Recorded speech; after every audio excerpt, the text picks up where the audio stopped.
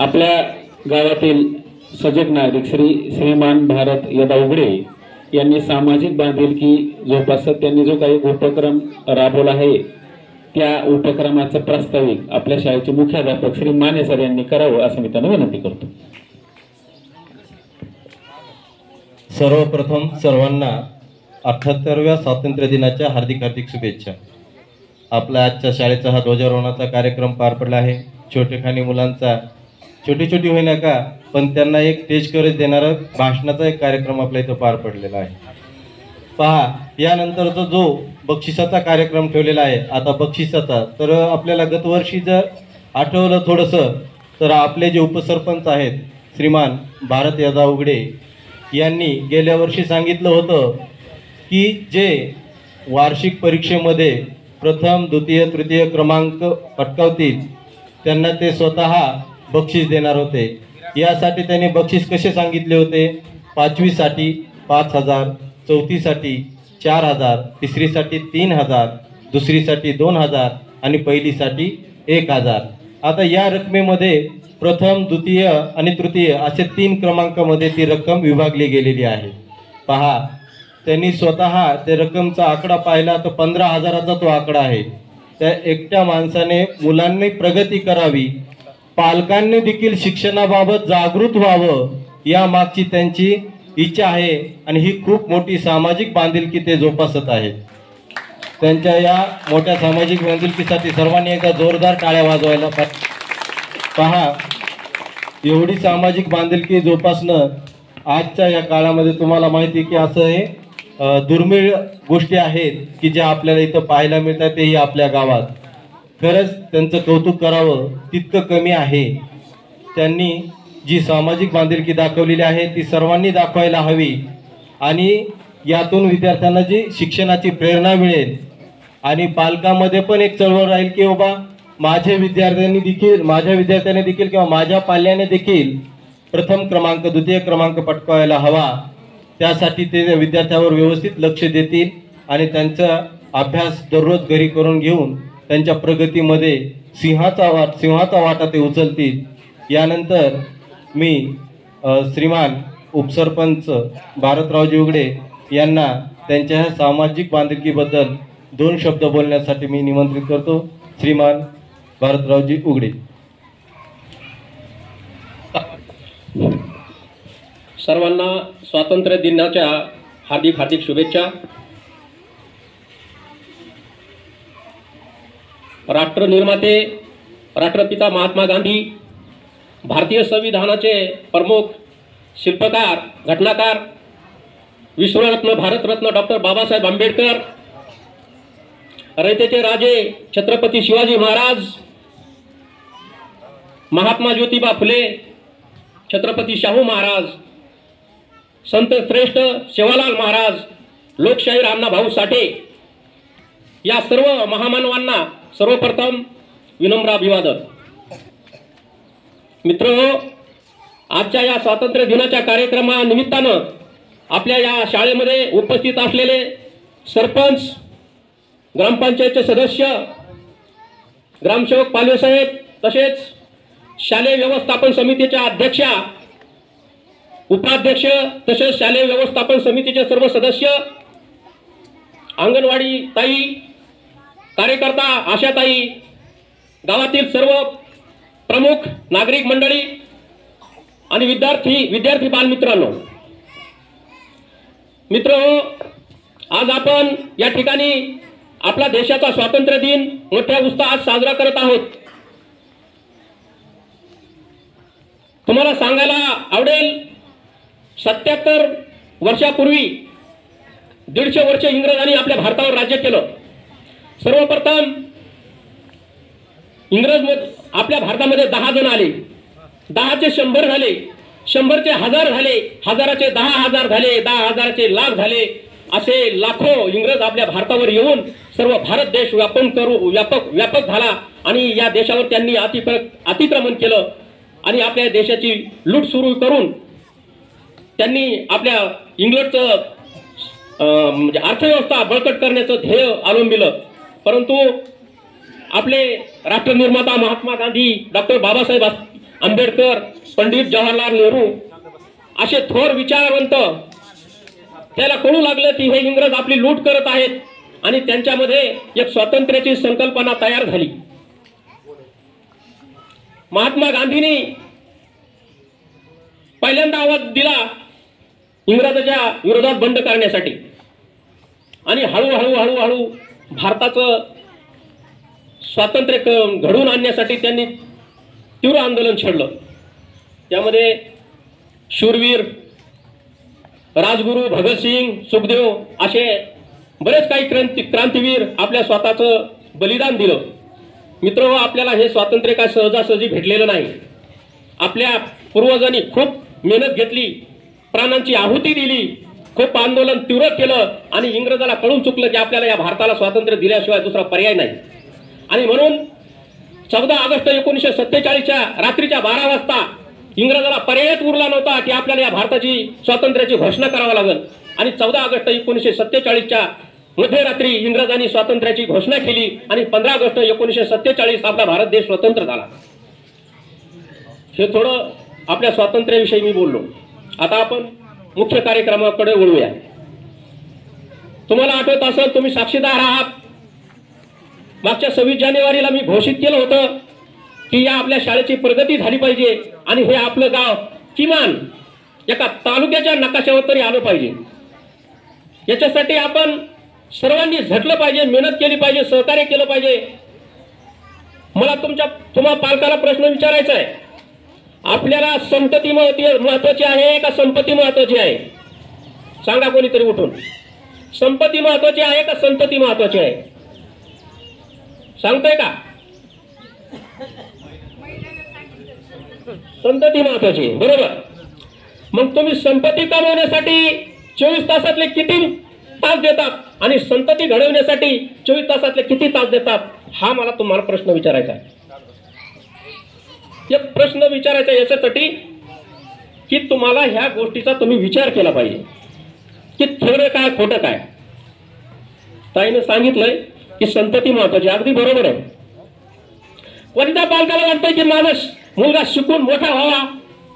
प्रत्येकाला वाटतं. पण का?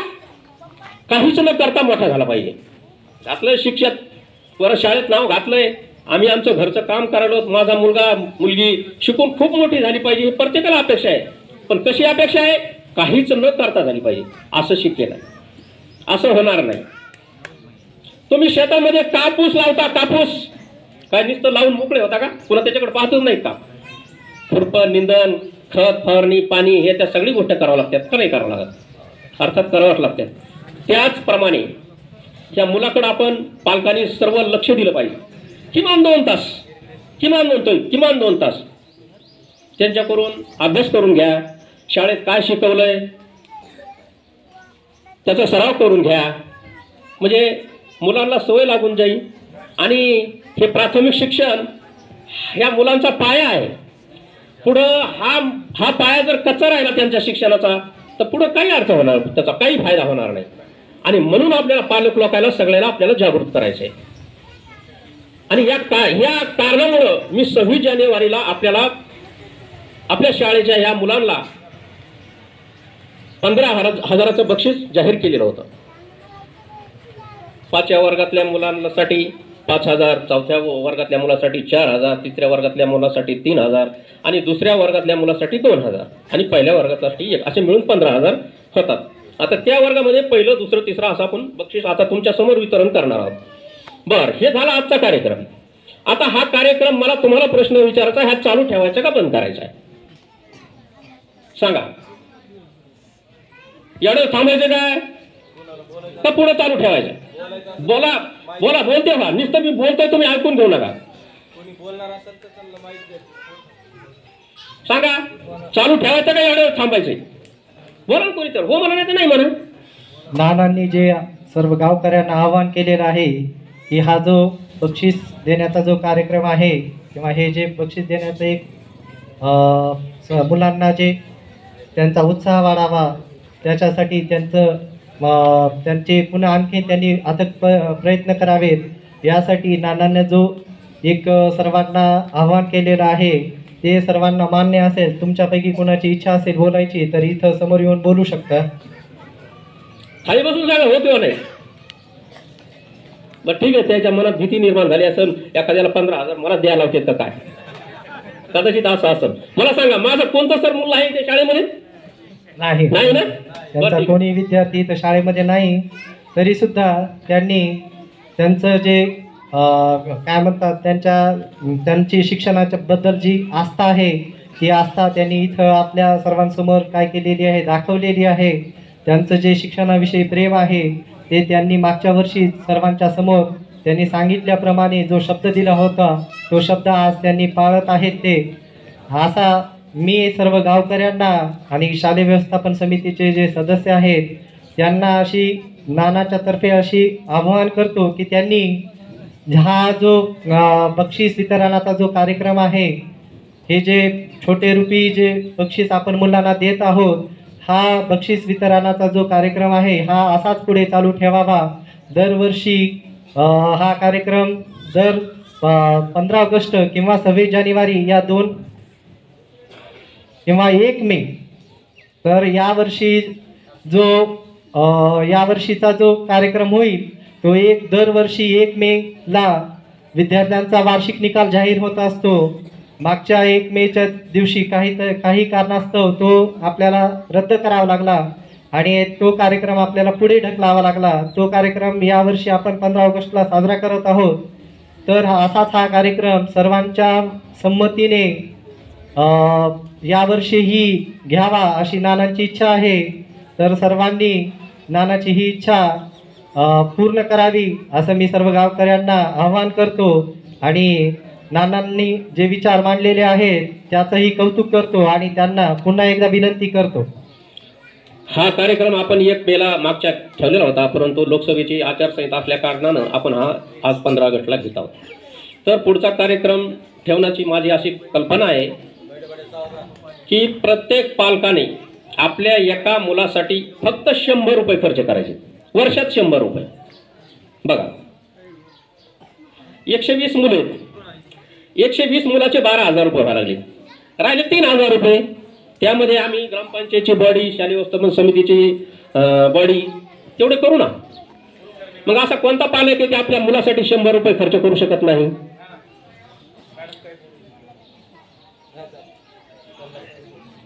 असा कोणता पालक आहे की तो 100 रुपये सुद्धा आपल्या पालकासाठी खर्च करू शकत नाही? साहजिक आहे, काही मोठी रक्कम नाही. आणि हा कार्यक्रम आपण नॉन स्टॉप सुरू करू. फक्त 100 रुपये द्यायचे एका पालकानं आपल्या मुलासाठी 100 रुपये द्यायचे. ते 12,000 रुपये होते, 120 मुलं आहेत, राहिले 3,000 रुपये करू आणि मोठा कसा कार्यक्रम घेईल आणि ही शिक्षण चळवळ आपल्याला उभी करायची.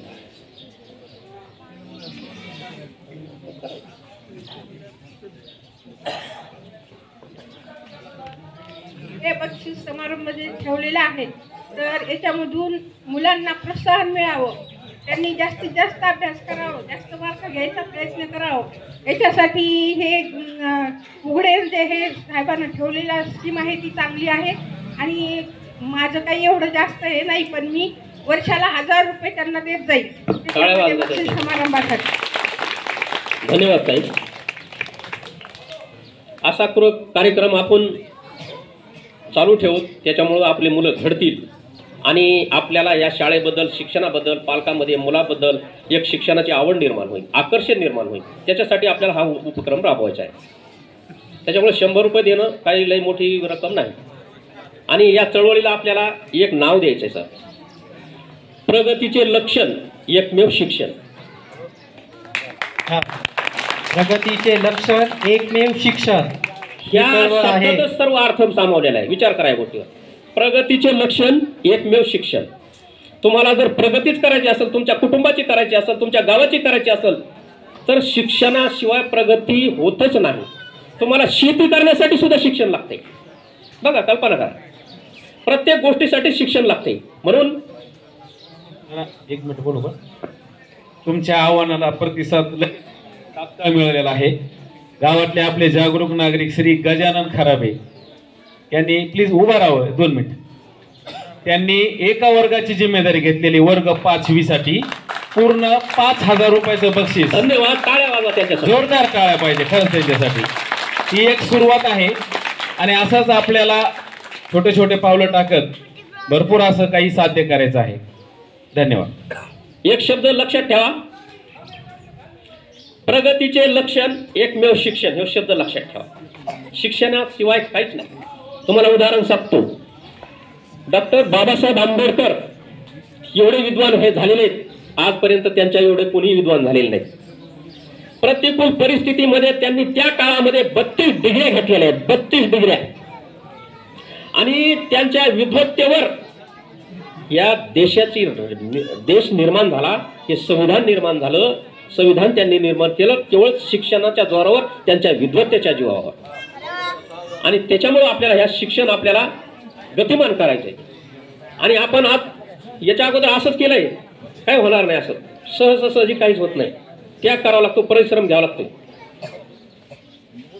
तर खूप आलात आपण, सहकार्य केलं. असं एक कार्यक्रम आपण पुढे चालू ठेवू. तुमचं सहकार्य असू द्या.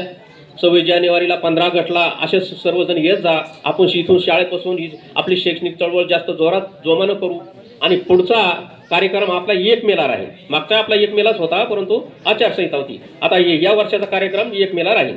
याची सर्वांनी काळजी घ्यावा. सगळे आलात, कार्यक्रमाला उपस्थित दावली त्याबद्दल आमच्या सर्व ग्रामपंचायतच्या वतीनं सर्वांचे आभार मानतो. आणि पुढील कार्यक्रमाला सुरुवात करावी असं मी मान्य करायला विनंती. पुन्हा काही आपली दानशूर व्यक्तीचे नाव आलेले आहेत. त्याची नोंद ठेवा. आपल्या गावातील आरोग्य क्षेत्रातील ज्यांनी भरपूर असं योगदान दिलेलं आहे, श्री डॉक्टर नारायण राठोड साहेब यांनी सुद्धा तब्बल 11,000 रुपये दरवर्षी देण्याचा त्यांनी मानस ठेवलेला आहे. सर्वांनी एकदा जोरदार टाळ्या वाजवा. धन्यवाद डॉक्टर साहेब. त्यानंतर आता पुरुष आहेत, पण त्यांच्यासोबत आपल्या गावातील महिला सुद्धा खांद्याला खांदा लावून इथं काम करत आहेत. पाठीमागे बसलेल्या भगिनी उभा राहा प्लीज. शिवकन्याताई माधव बिळवे यांनी सुद्धा त्यांच्यातर्फे दरवर्षी 1,000 रुपये इथं बक्षीस रूपी त्यांनी एक छोट्याखानी इथं त्यांनी वाटा घेतलेला आहे. त्यांचे सुद्धा खूप खूप शाळेच्या वतीने धन्यवाद.